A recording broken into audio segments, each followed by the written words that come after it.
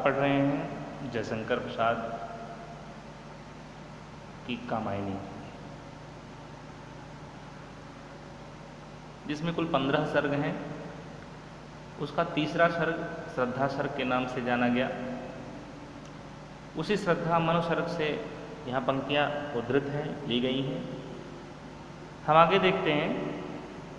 अभी तक आपने देखा कि परिचित अनजान स्थान पर निर्जन वन प्रांत में मनु को एकांत अकेला बैठा देखकर श्रद्धा ने उसका परिचय पूछना चाहा, परिचय जानना चाहा। और उस निर्जन प्रांत में मधुर स्त्री के स्वर, श्रद्धा के स्वर सुनकर मनु ने जब अपना सिर ऊपर उठाकर देखा तो सामने सुंदरता की एक प्रतिमूर्ति सी खड़ी श्रद्धा उनको दिखाई दी। श्रद्धा के शारीरिक सौष्ठव, उसके परिधान के विषय में अभी आप आगे पढ़ेंगे। अभी तक आपने पढ़ा कि श्रद्धा का शरीर, शारीरिक सौष्ठव जो था, शरीर पर्याप्त लंबा था, वह बहुत ही सुंदर दिखाई दे रही थी। ऐसा लग रहा था जैसे वह आँखों के लिए कोई सम्मोहन का जादू हो, जो आँखों को अपने ऊपर, अपनी सुंदरता पर चिपका ले रही थी। आगे लिखते हैं कि मसृण गांधार देश के नील रोम वाले मेसों के चर्म ढक रहे थे उसका वह पुकांत, बन रहा था वह कोमल वर्म। नील परिधान बीच सुकुमार, खुल रहा मृदुल अधखुला अंग, खिला हो जो बिजली का फूल, मेघ बन बीच गुलाबी रंग। प्रसाद जी ने यहाँ पर इन पंक्तियों में श्रद्धा की वेशभूषा का बड़ा ही मनोहर या मनोहारी चित्रण प्रस्तुत किया है। लिखते हैं कि मसृण गांधार देश के, मसृण माने होता है चिकना, मुलायम या चमकदार, कोई भी अर्थ आप ले सकते हैं। गांधार देश पहाड़ी क्षेत्र जो होता है उसे गांधार प्रदेश के नाम से जाना जाता है, उसे गांधार कहा जाता है। मसृण गांधार देश के नील रोम वाले, मेष माने होता है भेड़, चर्म माने होता है खाल या ऊन, ठीक है। तो श्रद्धा ने गांधार प्रदेश में पाई जाने वाली उत्तम नस्ल की नीले बालों वाले भेड़ की खाल से बने हुए अत्यंत कोमल, सुंदर और चमकदार या चिकने वस्त्र धारण कर रखे थे। श्रद्धा ने गांधार प्रदेश में पाई जाने वाली श्रेष्ठ नस्ल की नीले रोए वाले भेड़ के चर्म से बने हुए सुंदर चमकीले वस्त्र धारण कर रखे थे। वे वस्त्र ढक रहे थे उसका वो पुकांत, न केवल श्रद्धा के वपुकांत, वपु माने सुंदर, कांत माने सुंदर, वपु माने शरीर।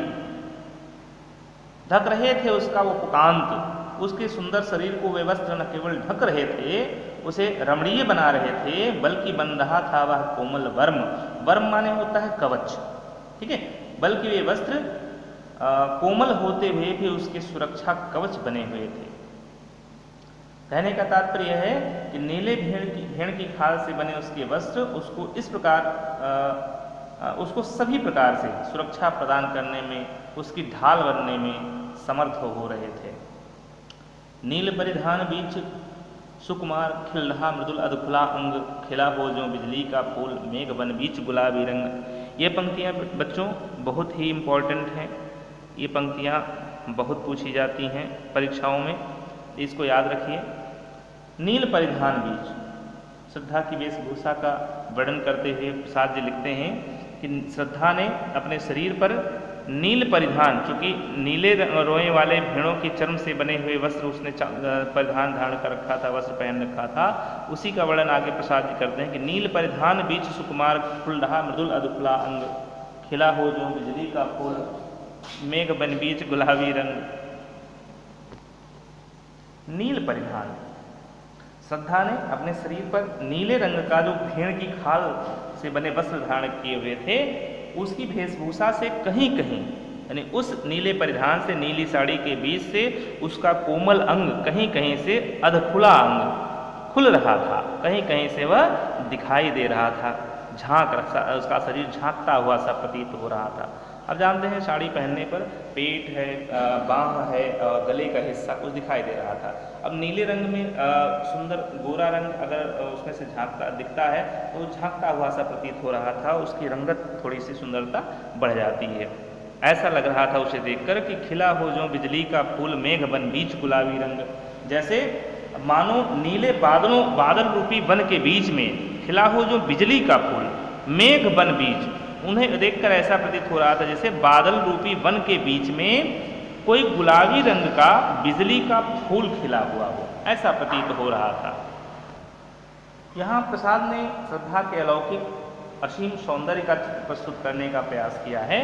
वे आगे लिखते हैं, ओह वह मुख पश्चिम के व्योम, मुख की सुंदरता का वर्णन करते हुए कहते हैं, ओह वह मुख पश्चिम के व्योम, बीच जब घिरते हों घनश्याम, अरुण रवि मंडल उनको भेद दिखाई देता हो छविधाम।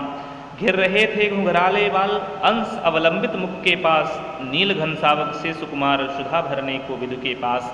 मुख की सुंदरता कैसी हो रही थी श्रद्धा की, उसका वर्णन करते हुए प्रसाद जी लिखते हैं, ओह वह मुख, और श्रद्धा का वह कांत से भरा हुआ, लालिमा से भरा हुआ मुख पश्चिम के व्योम बीच जब घिरते हों घन श्याम, श्याम माने काला, घन माने बादल, मुख काले रंग के बादलों से घिरा हुआ ऐसा प्रतीत हो रहा था।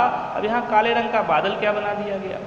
आप कल्पना करिए, सूर्य पश्चिम दिशा में पहुँचा है और काले काले बादल घिर कर उसके चमक को मंद कर रहे हैं, धीमा कर रहे हैं। ठीक वैसे ही श्रद्धा के बाल जो थे उन्हें काले बादल बना दिया गया, रूपक ले लिया गया और मुख को सूर्य की उपमा दे दी गई।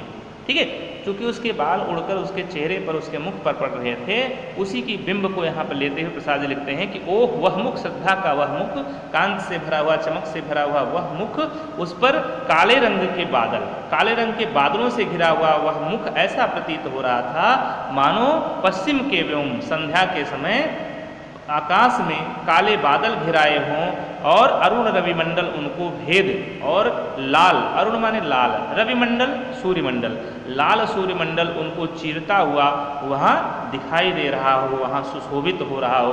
श्रद्धा का मुख कुछ ऐसा ही लग रहा था। आगे लिखते हैं, घिर रहे थे घुंघराले बाल, बालों की सुंदरता का वर्णन प्रसाद जी करते हैं कि घिर रहे थे घुंघराले बाल, अंश अवलंबित मुख के पास, नील घन सावक से सुकुमार, सुधा भरने को विदु के पास।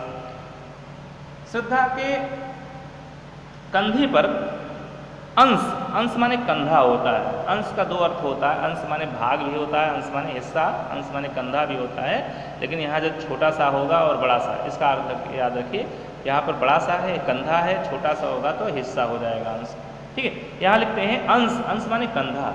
श्रद्धा के कंधे पर लटके हुए घुघराले बाल, बालों की लट ऐसा लिख सकते हैं, कंधे पर लटके हुए घुघराले बालों की लट उसके मुखड़े पर, उसके मुख के पास इस प्रकार से झूल रहे थे जैसे नील घन सावक, नील घन माने बादल, सावक माने बच्चा, टुकड़ा हम कह सकते हैं, नन्हा, सावक माने बच्चा कहा जाता है, शेर के बच्चे को सावक कहा जाता है।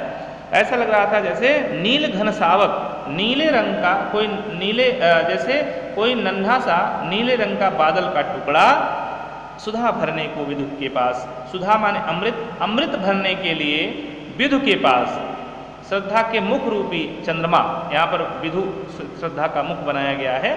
यहाँ जो विदु है वहाँ पर चंद्रमा का अर्थ ना लेकर हम सागर का अर्थ लेंगे, क्योंकि चंद्रमा उसमें कहाँ दिखाई दे रहा था? पानी में दिखाई दे रहा था, जल में दिखाई दे रहा था। तो सुधा भरने को विदु के पास ऐसा प्रतीत होता था जैसे नीले रंग का कोई बादल का टुकड़ा अमृत रस पीने के लिए या अमृत पीने के लिए सागर तल को छूने का प्रयास कर रहा हो। ओह मुख पर वह मुस्कान, और उस मुख पर वह मुस्कान, रक्त किसले पर ले विश्राम, और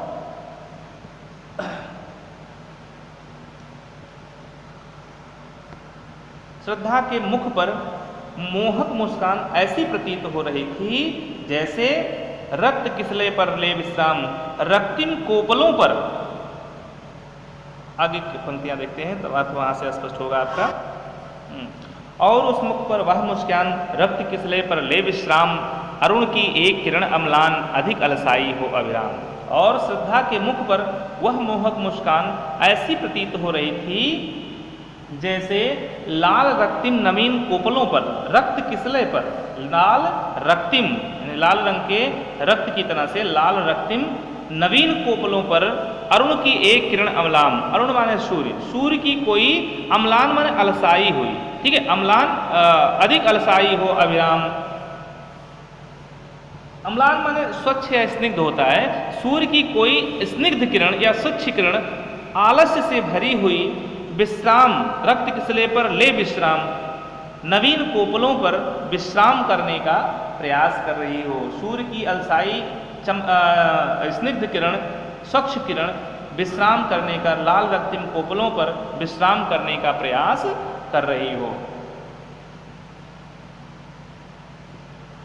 कहा मनु ने नभधरणी बीच।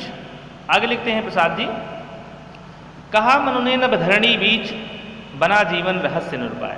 इतना सब होने के पश्चात तब मनु ने कहना शुरू किया, अपना परिचय देना प्रारंभ किया। नभधरणी बीच, बना जीवन रहस्य निरूपाय। एक उल्का सा जलता भ्रांत, शून्य में फिरता हूँ असहाय। कौन हो तुम बसंत के दूत, विरस पतझड़ में अति सुकुमार, घन तिमिर में चपला की रेख, तपन में शीतल मंद बयार।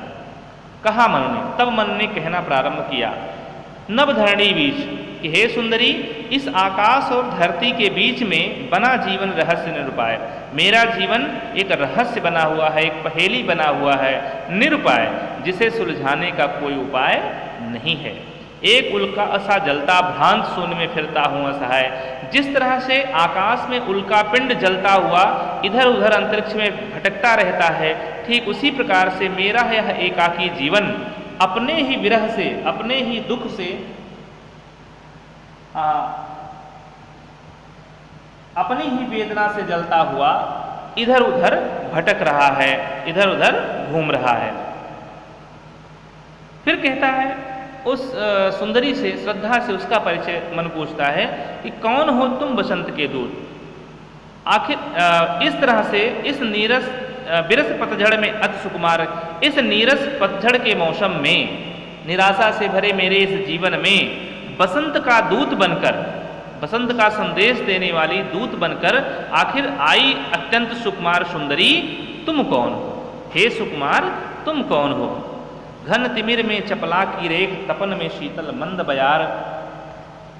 घन तिमिर में चपला की रेख, मेरे इस अतिशय अंधकार से भरे, निराशा से भरे जीवन में चपला की रेख, तुम आशा की एक किरण जैसी हो, और तपन में शीतल मंद बयार, साथ ही वेदना और व्यथा से तप्त मेरे इस जीवन में तुम शीतल मंद हवा की भांति नवीन चेतना उत्पन्न करने वाली, आखिर तुम कौन हो?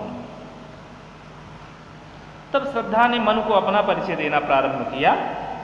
लगा कहने आगंतुक व्यक्ति। आगंतुक कौन था? आगंतुक माने अभी अभी आया हुआ। आगंतुक कौन था? मन तो बैठा हुआ था, आया कौन था? श्रद्धा। गुड।